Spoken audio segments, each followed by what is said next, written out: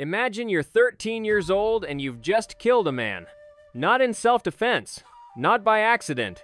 You challenged him, called him out in front of his students. This grown samurai, a trained warrior from a respected school, and you, a fatherless kid who learned to fight by watching stray dogs scrap over food.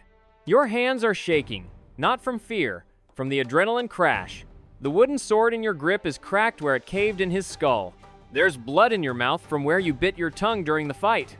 The crowd stares at you like you're something that crawled out of a mass grave. You are Miyamoto Musashi, and you just realized something that will define the rest of your life. You're really good at this, but nobody cares about your talent. You're a Ronin, a masterless samurai, which is medieval Japanese for armed hobo. No family name worth mentioning, no formal training. Your father was a samurai, sure, but he abandoned you to chase his own failed glory. You grew up in temples because nobody else would take you. Monks gave you rice out of pity, and you hated every grain of it. The schools won't accept you. The clans won't hire you. You're too rough, too wild, too unwashed. These pampered samurai with their inherited swords and calligraphy lessons look at you and see trash, a stray, something to be kicked aside. So you do the only logical thing. You start challenging them. All of them. You're 15 now.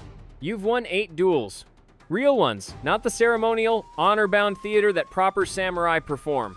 You fight like a cornered animal because that's what you are.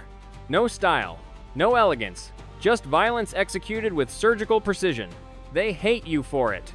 The Yoshioka School, one of Kyoto's most prestigious sword schools, especially hates you. You've been systematically embarrassing their students, beating them in public, destroying their reputations with a wooden stick while they flail around with their precious family heirlooms. So they invite you to a formal duel. Real swords this time. Their champion, Yoshioka Seijūrō, versus the unwashed Ronin kid everyone's talking about. You show up late, deliberately, make him wait in the sun like a chump. When you finally arrive, you're carrying a bakken you carved yourself from firewood.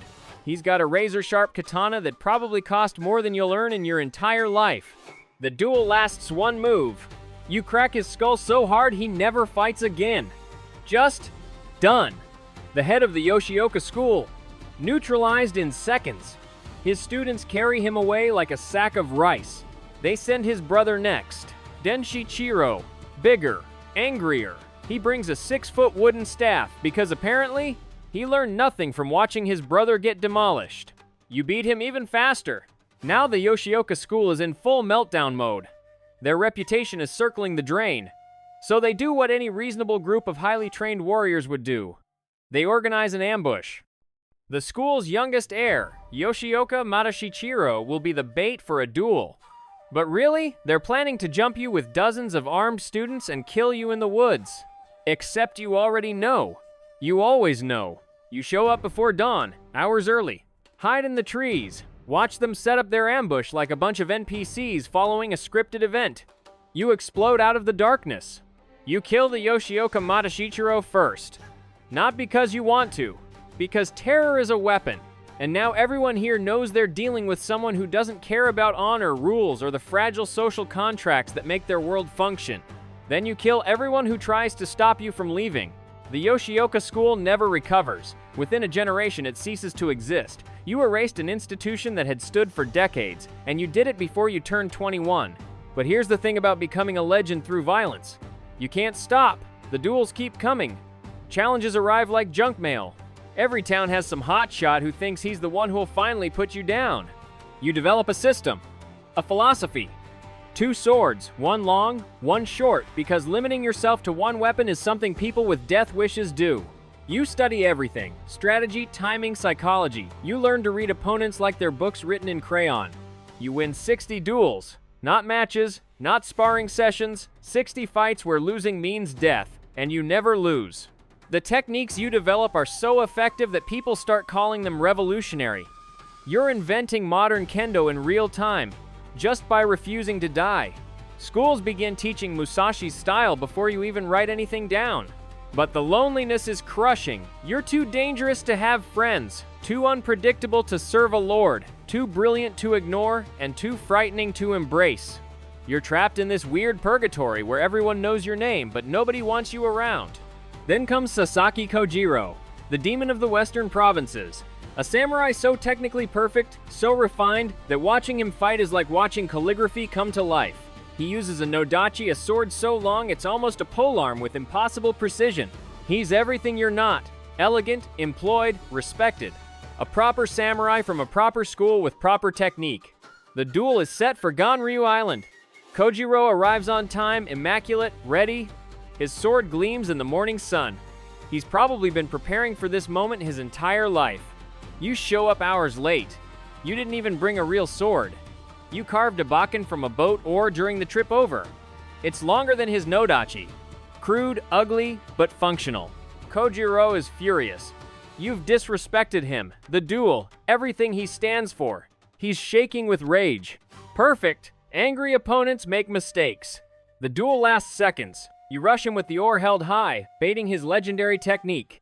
He goes for his signature move, the swallow cut, a strike so fast it supposedly cuts a bird out of the air.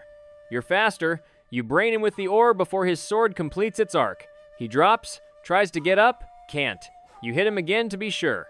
Sasaki Kojirō, the greatest technical swordsman of the era, beaten to death with a piece of a boat by a homeless man who showed up late. You don't wait around for applause. You're in the boat and gone before his students can process what happened. Because you know this wasn't just a duel. It was a statement. The ultimate flex. But afterward, something changes. You stop fighting. Just stop. You've proven the point. You're the greatest swordsman alive, and everyone knows it. There's nothing left to prove. You spend the rest of your life wandering, painting, writing. You produce the Book of Five Rings, a philosophical text on strategy that people still study 400 years later. You create artwork that ends up in museums. You die alone in a cave at 61, still masterless, still unwanted by the establishment. No family, no school, no inheritors. But here's the thing, you don't need them. Your name becomes a myth, a ghost story samurai tell their students. The Ronin who couldn't be killed. The dirty fighter who revolutionized an art form by refusing to die prettily. Miyamoto Musashi. The man who turned rejection into a weapon sharper than any blade. Who proved that skill, pure, obsessive, cultivated through trauma skill, beats pedigree every single time. You were never accepted, never belonged, never played by their rules. And that's exactly why you're immortal. Every sword school in Japan teaches techniques you invented. Every martial artist knows your name. You outlived your critics, your rivals, and the entire social structure that tried to crush you. You didn't just win. You transcended, became something beyond human, a concept, a standard. The eternal reminder that the underdog with nothing to lose is the most dangerous thing in the world. They wanted you to disappear. You became impossible to forget. That's the ultimate revenge.